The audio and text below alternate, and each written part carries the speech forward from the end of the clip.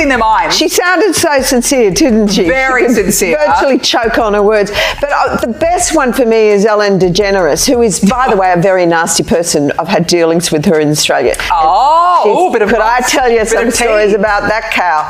But anyway, good riddance to her. But she was quite friendly with that P. Diddy bloke, wasn't she? Well, this is why I say release the Diddy files. Yeah. Release the Diddy files. Come on, Donald Trump. We want to know whose name. So maybe she's hightailing out of there before all that is thrown at her as well. But what a bunch of... We were girls and young women who were victimized by Epstein and Maxwell in a ring.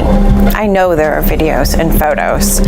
I know that Jeffrey had recording cameras in his house. Powerful people who caused us harm are being protected and we're being exposed. It is meant to silence us. Straight to jail for questioning at least Erica.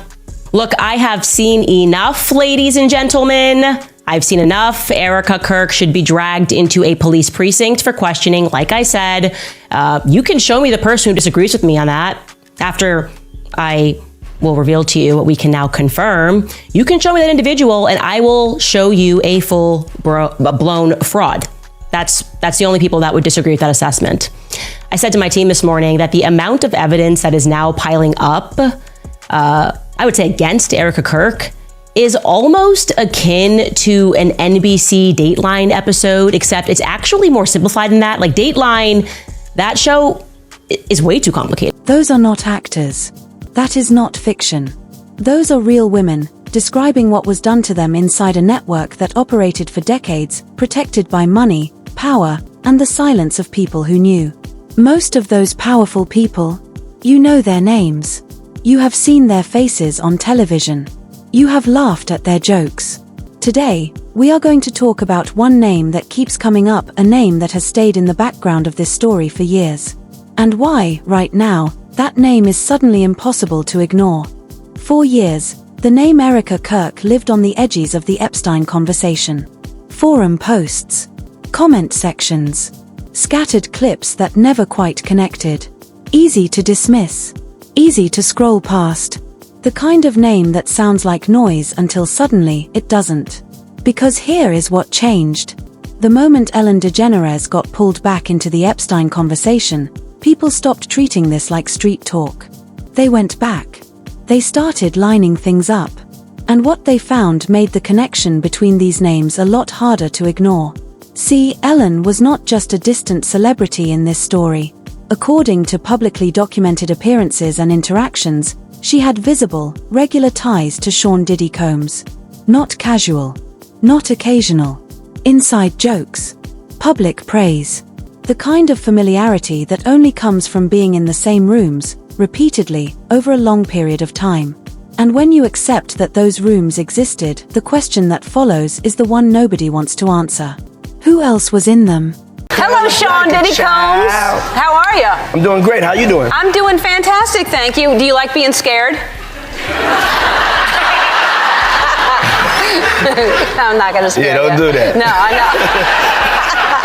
I'm not going to do it. I have to thank you because the last time you were here, you turned me onto Twitter. I knew nothing about Twitter, and now it is so much fun. I'm playing so many games, and I get to give things away and help people out. Yeah, you get to connect to the people. You get to make sure that they know that you care about them, and it's also you get to hear how they feeling about certain situations, and you get the news quicker than the news gives it to you. Yeah, no, it's great. So tell me about your birthday party. Am I invited?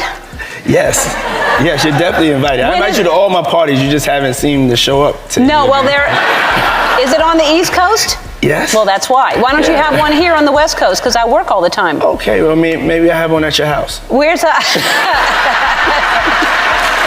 Now, what time would your party start, let's say? Like 9:30.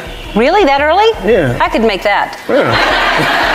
But I could think of you of starting a party at like midnight.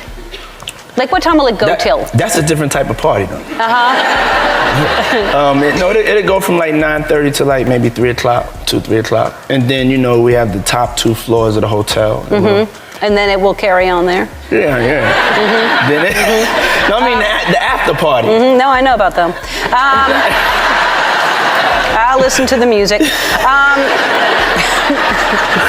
that song after party. But that was at the Holiday Inn, I think. All right, so, and how old are your kids now? How many kids do you have? I have 6. 6, and how old are they now? Well, you seem youthful. That's why they're I'm like, youthful. Oh, yeah. And I'm fertile. Is that going to be a new thing? Are you going to try to be early? Yes, I'm trying to be early. Are you going to be early for my party? Yes, I am. No. You know I have to arrive fashionably late. All right. Not too late, though. Not too late? Not too late, please. What time would you like me there? I'll tell you later. Okay. But not too late. Because, once you get there, the party really starts. Yeah. You know what I'm saying? I got you. I promise you I'm not going to let you down on this big one. All right, For good. real. Good. Your shoes, your feet are going to have blisters. You're going to be dancing so hard. I can't. That go until 3 a.m. The after-party comment. The way neither of them hesitated. At the time, this looked like two celebrities having fun on a talk show. Now, given what we know about the kinds of events Diddy allegedly hosted, given the federal indictment, the lawsuits, the testimony from people who were inside those spaces, people are rewatching this clip very differently. Ellen did not just laugh off Diddy's lifestyle. According to critics and online investigators, she actively platformed it, normalized it, made it seem like harmless entertainment. And then there is the matter of Epstein. Ellen's name has reportedly appeared in discussions connected to Epstein-related social circles, not in official confirmed proceedings, but in the kind of overlapping timelines that, once you see them, are difficult to unsee. The same elite networks. The same controlled environments. The same guest lists that never went public. I always had that girly girl hidden within me. After being such a tomboy and experiencing that my whole life, it was like, oh, I can curl my hair, I can put on the mascara. I come from a great family that has very amazing genetics, so thanks Mom and Dad. The timing in my life is perfect for this opportunity. I'm at a great point, just career-wise, to be able to take on this type of endeavor. And I feel like I have something very unique to offer this whole experience in general. Like I said, I'm very coachable, I'm very trainable.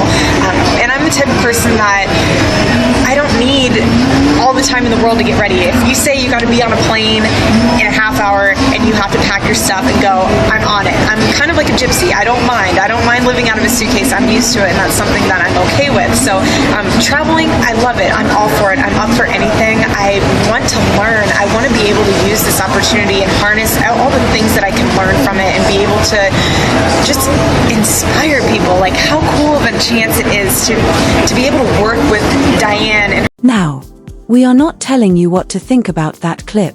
What we are telling you is that thousands of people, independently, watched that footage alongside the Epstein documentation and came to the same question. Is this a coincidence? Or is it a pattern? We will let you decide. Advice to Turning Point. Doing all of that at the same time. That's a struggle for me. I can't get there. I don't think she was doing that because I keep not being born yesterday. It's so hard not being born yesterday. Also, if we're asking questions, how is it that Erica is always so tied to Eastern Europe? Why is she just like kind of floating around? Just this girl from Ohio? How does she get linked to Romania and the United States Marines? And today, I should be clear, she presents it as though she was just sending gifts. That's kind of the new thing. Oh, I was just, helping to send Christmas gifts to kids in need in an orphanage. That was it. Organizing gifts being sent, which of course, again, the common sense, that would not require the support of the United States Marines.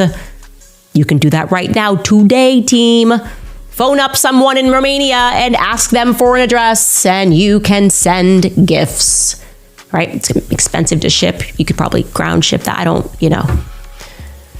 Her involvement was much more. How do I know? Well, because before the scandal broke and accusations of child trafficking onto the military base, Erica used to claim that she was a bit more involved. The question at the center of all of this is not complicated. Powerful people operated a network for decades. That network had recruiters, facilitators, and people who looked the other way.